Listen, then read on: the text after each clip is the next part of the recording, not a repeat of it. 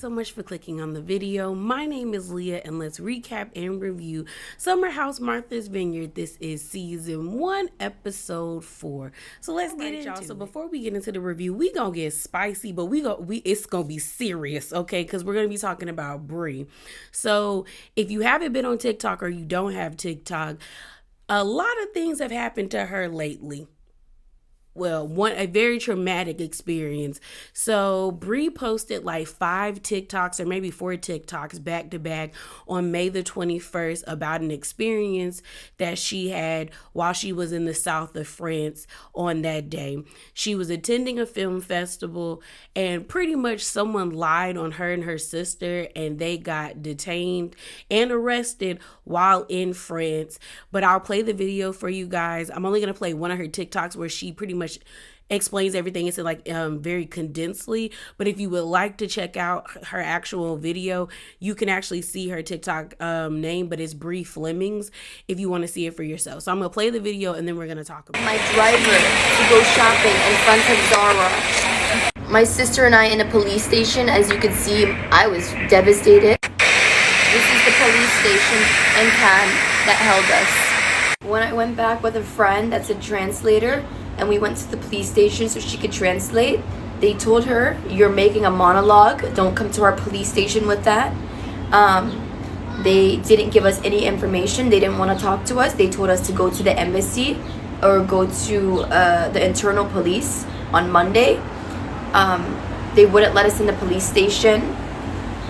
My friend recorded both conversations that we will use to take legal action. And I just want to spread awareness to anybody that's on vacation. Please be careful. Always travel with a family member or a boyfriend. If my boyfriend wasn't there, I don't know what would happen. They could have created something. They were looking to create something. So the fact that I have a German white boyfriend who was able to go in and talk to a detective that was German also, it made things better because he explained to them that I was an actress in the States, that I was here. My agency did book me for big events here. And you know what the detective said? "I'm very sorry. The woman probably called out of jealousy." So we get booked, we get butt naked, we get our items stripped from us from head to toe, a 20-year-old and a 27-year-old Black American, because a lady, which we don't know what her ethnicity is, called and said that we robbed her for cash in Zara, where I have money, I'm a well-known actress, and you guys do that to me. You are not allowed to do that. You are not allowed to take me in, tell me nothing. You basically kidnapped me and my sister. You're not allowed to do any of that, and you do it anyways. And you don't get us a translator, you don't let us call a lawyer, you don't let us call my parents, you don't even know if she was a minor. And you did that shit to us. Justice will be served. I also want to include 2 more things. When my boyfriend spoke to the detective, he told him that that lady probably did that out of jealousy, but like, you don't get to walk away with doing that out of jealousy. It doesn't work like that, because what you put us through, if you're watching and you were the lady who did that, it was the most horrible thing you can ever do in your life, and I'm gonna let you know that. Second, when they dumped all of our belongings out on the street to see, we had every single receipt with every single item, and I want to share that with you guys as well. So they knew we didn't have anything on us. They knew we didn't rob, and I didn't carry a purse. I didn't carry any money. I paid with my Apple Pay, with my credit card the whole entire time, because I don't carry cash when I'm on vacation. So I will show you that as well. These are the items that they dumped on the street, and these are all of the receipts that it's paid. It says it was paid with credit. This is her Bree's video. It's sad. Like, y'all know I don't see it for Bree, and I'm gonna be eating her up in this review, but I would never wish what happened to her on her. Like, that is a very terrifying experience, to be detained, arrested, strip searched in front of a bunch of random people. Like she said, that's humiliating, that's violating. And then to not really know whether or not they're going to hold you against your will. And then she had proof, her and her sister had proof they did not steal. So it's a combination of probably xenophobia, racism, racial profiling. I don't know. Like she said, the police officer said maybe the lady was jealous, but like she said, I don't give a about you being jealous. Like, to lie upon somebody and have them be accosted in such a way is so harmful. I really do hope her and her sister gets justice. I hope she goes to therapy, because that probably will give her PTSD, not because she lives overseas already. So probably traveling amongst the different countries over there might be scary for her now, because she doesn't know who is going to try to harm her in that way. And it is very disgusting that the people over there, the people in France, did not give them a translator. Like, y'all knew they didn't speak the language. You had them sign documents that could be damaging, in the sense of them like signing that they actually did do what happened to them is horrible. I hope she sues. I hope she gets justice, because that's not fair, nor is it right. It's not. But let's get into this review. So the episode opens up where it left off, where we see the guys still down in like the den area where the kitchen is. And Nick has just revealed to everyone he got a girlfriend. And everyone is shocked, bamboozled, feeling like he led them astray. Because everyone was like, you was just sliding up into all the girls' DMs except Jasmine and Mariah's. So what's good with you? And Nick is like, he has a girlfriend. They actually show a picture of the girl. She's actually very pretty. And Nick is like, we've been together for a year and a half.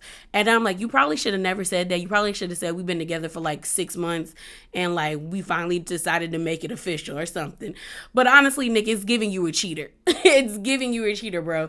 Like, one, if like you're a cheater, or two, you and her have like an on again, off again relationship, and this was your off season, because we do find out later on in the episode that he's known the girl since 2016, and they like known each other. So it's giving that like maybe they probably been on again, off again. But either way, it's feeling sus, because if I was her, you out here calling Shanice your wife and you sliding into these women's DMs, you cheating, bro. And I don't think we need to be together.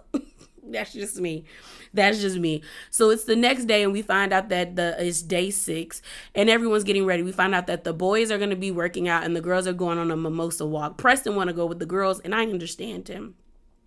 We also find out that Shanice is leaving.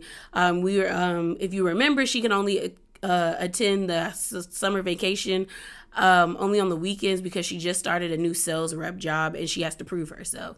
So she doesn't leave till 1, so she's able to go on the mimosa walk with the ladies. What I will say is Shanice gives thirsty, desperate, and just, it's giving thirsty, desperate, and rainbows and poison, like I told y'all. Because she was like, I'm kind of upset that I didn't hook up with anyone at the house. The only person you probably could have hooked up with is Nick. Alex saw them stalker articles and said, not today. No, ma'am. No, sir.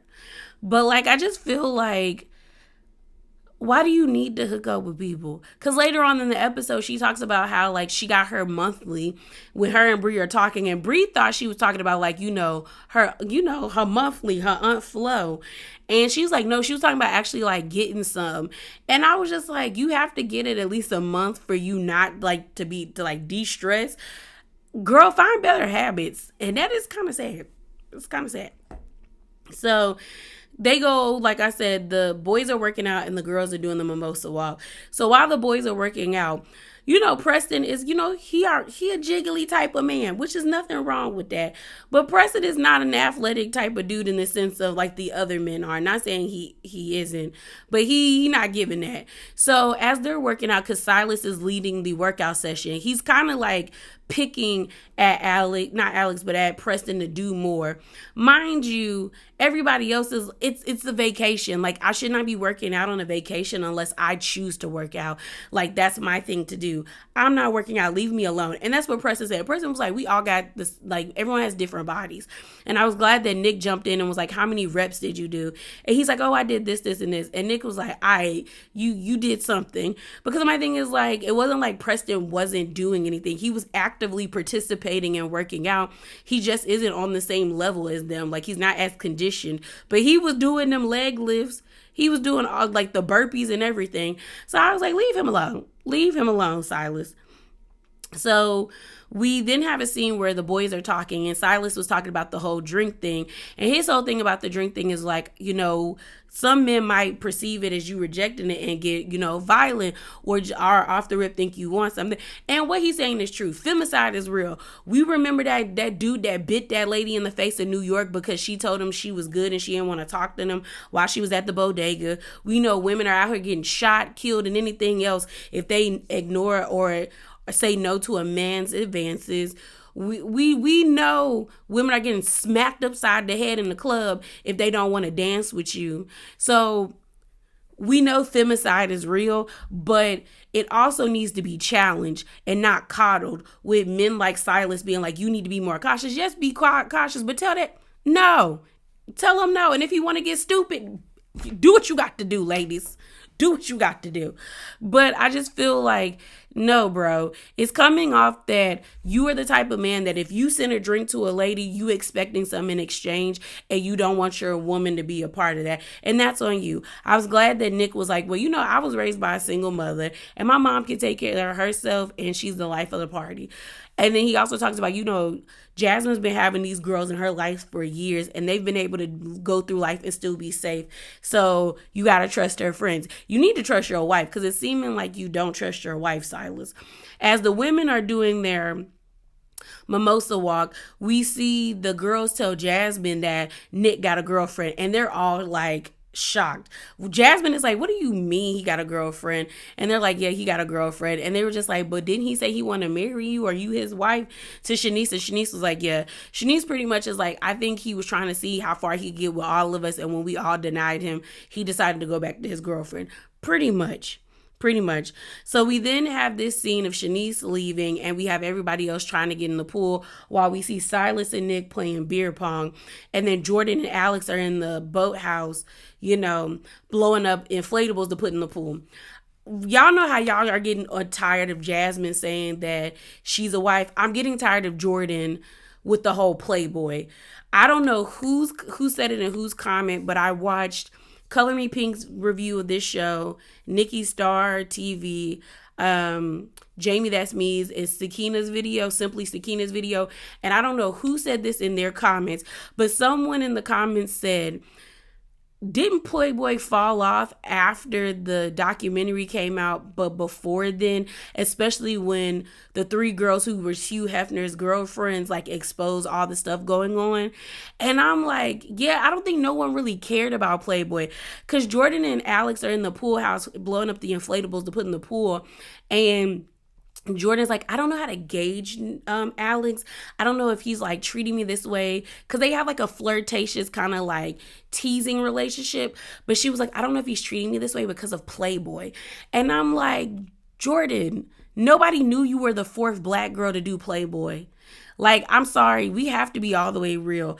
I don't know nobody that's this color, this shade in this category who was like heavily into Playboy.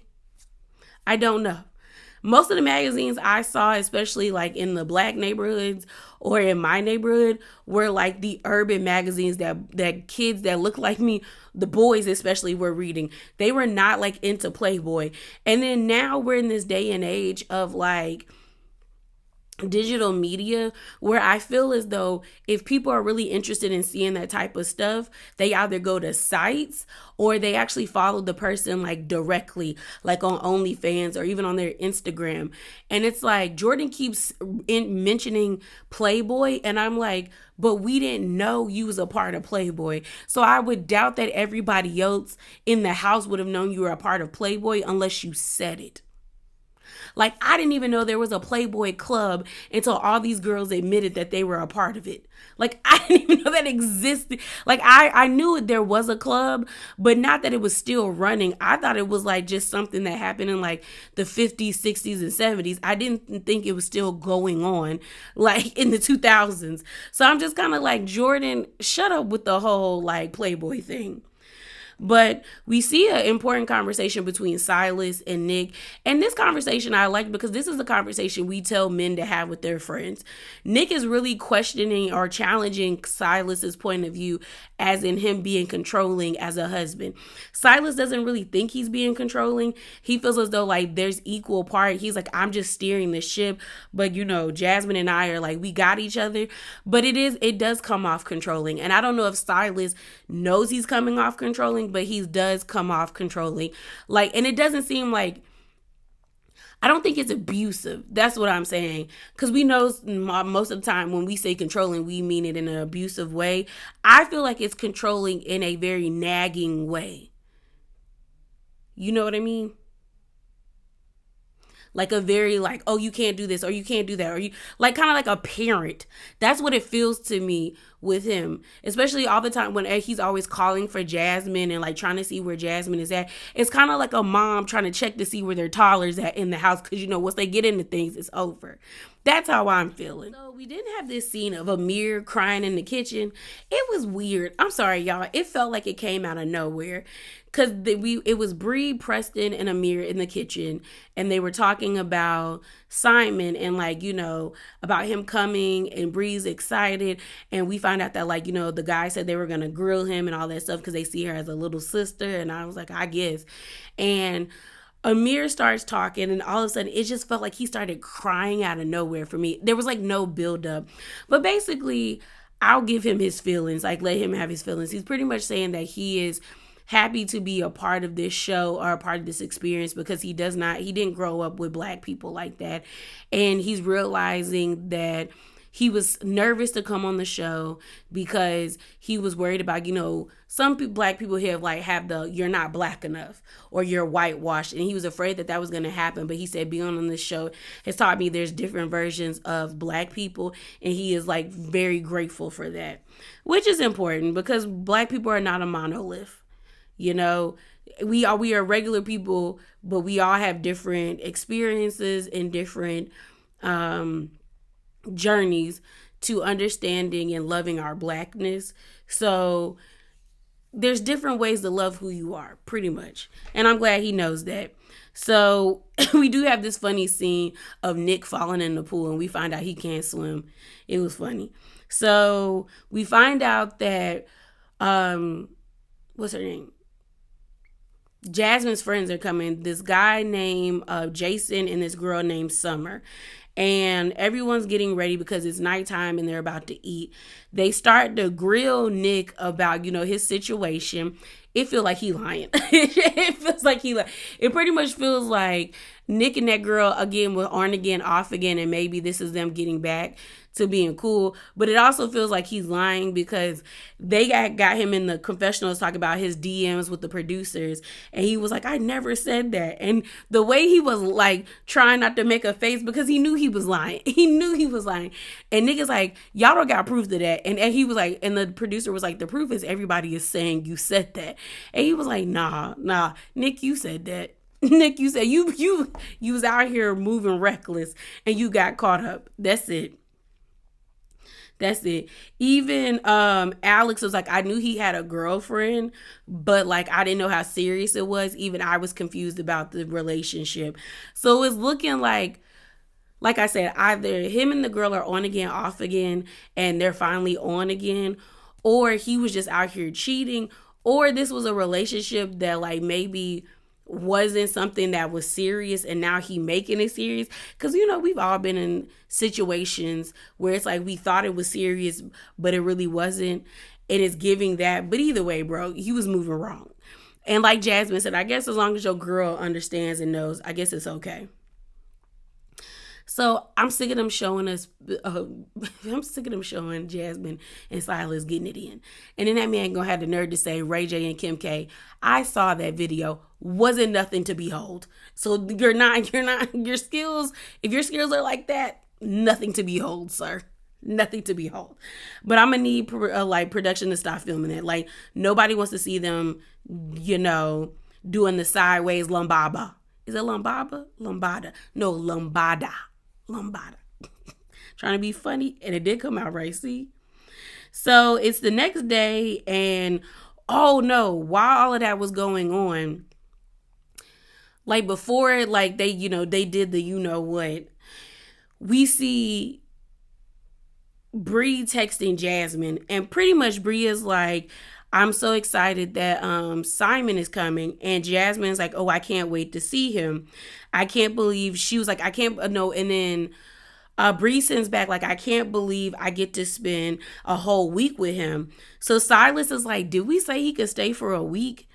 And then Jasmine is like, I don't think we did. And Silas is like, nah, we gonna have to have a talk with her.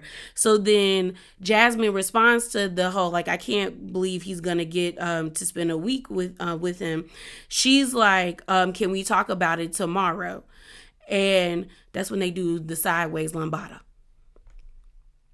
So we then see Bree and Jasmine talk in the morning. And basically, they're not comfortable with him staying for a whole entire week because they were under the impression that he was only staying for a few days. We even see Amir say that I think he was only supposed to be staying for 3 days, not 5 or 6 days, because he's a guest. He's not a full-time like housemate, as well as they're like, well, you had that situation with Phil. And Bree is like, that's not the same. It is the same because they didn't know Phil and they don't know Simon. And if you're friends with Phil and Phil could act that ignorant and that disrespectful, then it's not far-fetched for them to believe that Simon wouldn't act the same way because he was your friend and that's your boyfriend. So Bree is kind of feeling some type of way, but she's trying to let it go. She tries to talk to Shanice, and pretty much she tells Shanice that like it's not fair that like they don't want him to come. Like, Jasmine has Silas. Like, I want my man to come too. We find out that they're going fishing, and they actually have a good time while fishing. Like it looked like everyone caught a fish. I think they said they caught 10 fish and like, was it 10 fish and like 2 like sea bass? I don't know, but that's the same thing as fish. I don't know. But it looked like they caught a lot of good fish. Like, and I don't like fishing, but if I were to constantly catch fish, I would be excited too. So they finally get back to the house and we meet Summer. She seems really sweet. We find out that like she's a writer. Her and Jasmine met during like the Sundance Film Festival. I think that's what she said. Nick and Alex said she was giving Hillary Banks type of vibes. Not really, but she seems cool. We find out that the guys want to do a toga night and she pledged a fraternity, but it was one of them white fraternities because she said Alpha Psi something like, I don't know. It's not the Divine Nine. So I don't know. I'm sorry. I do not know them other fraternities or sororities. I know the Divine Nine. So the boys are splitting up in the groups where you have Alex and Nick being the Kappa house. And then, what's his name? Preston and Silas are the Alpha house. We find out that Jordan's dad and grandfather were Q's. So is my daddy. And so,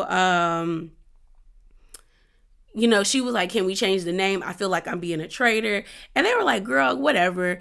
Then that's when, like, I guess Summer kind of was trying to get into it with the guys because she didn't want to be a part of it. It didn't make sense to me. I was like, you just got here. Calm down. We then meet Jason. We found out that Jason and Jasmine used to be roommates. Jason is a heterosexual male. And he was like, some guys aren't okay with that. Even though he used the different verbiage, like the wrong verbiage when he was talking about man. Like he was like he said some man ain't okay when it didn't sound right. I think he was trying to say some men are not okay with a man, a heterosexual man being a roommate with his girlfriend or with another woman. They're always wondering if they're trying to like get it in. But he kept saying some man ain't okay with some men. He didn't say men, he said man. It just didn't sound right. But Jason seemed cool just like Summer seemed cool.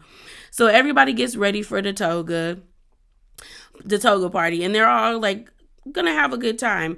There's then a scene of Bree and Silas having a conversation about Simon coming. And honestly, Bree is a manipulative lame and a loser. Like, she's sitting outside with him by the pool, and Silas and her are trying to have this conversation.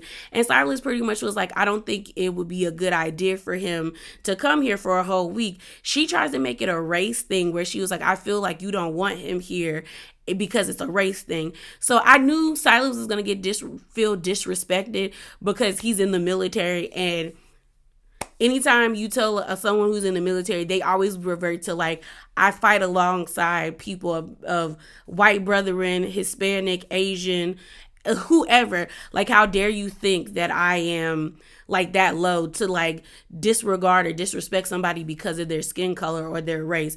So Simon is like, really? Like that's how you feel about me?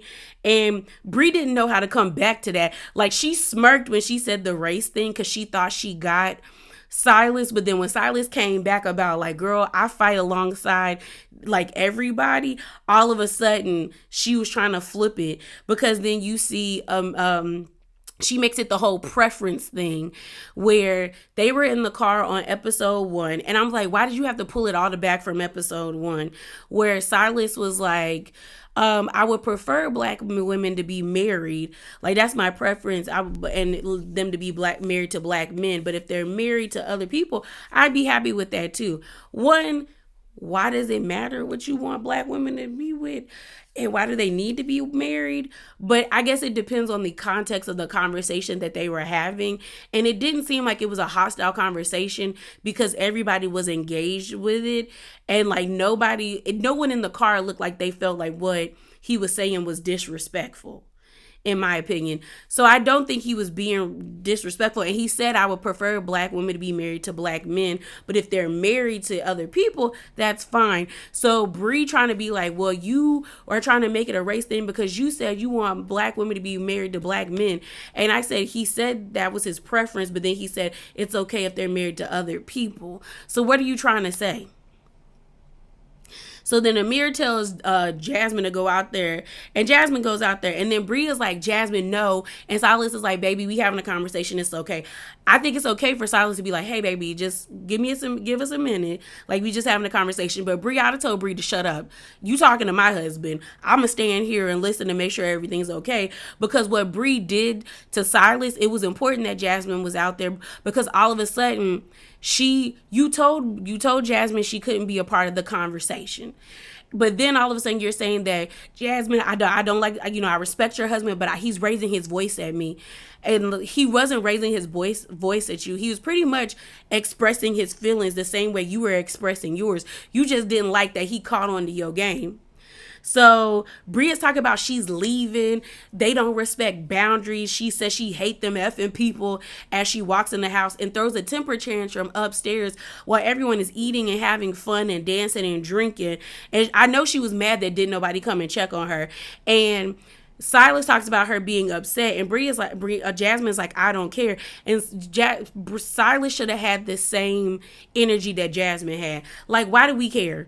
Like, we told her what it was. It is what it is. Because just because she said, oh, he's coming the last week, she did not say he was staying for a week. Normally when you tell people, oh, they're coming on the last week, it's like, oh, they're coming for a few days. They're more specific about it. She was being vague because she didn't want them to know that he was staying for the whole week. And I was just like, see, you did that with Milo where you didn't tell them. Bree is just an inconsiderate person, and she thinks the world revolves around her, and it doesn't. And so Silas goes to check up on her, and when she doesn't get the response she wants from Silas after throwing a temper tantrum in the room, she reverts to saying that you're controlling, because Silas says you're manipulative. She's like, you're controlling, you control everything about your wife. Everyone knows it, everyone sees it. And even though what she was saying, I was like, yeah, there's some truth to it, but you're just mad that you got caught up. Like, if you gonna leave at this point. If you gonna leave the house, leave, because your energy is not needed. It's not. But yeah, y'all, that is it. That is all. Remember to be bravely authentic and drop down in them comments below. Deuces.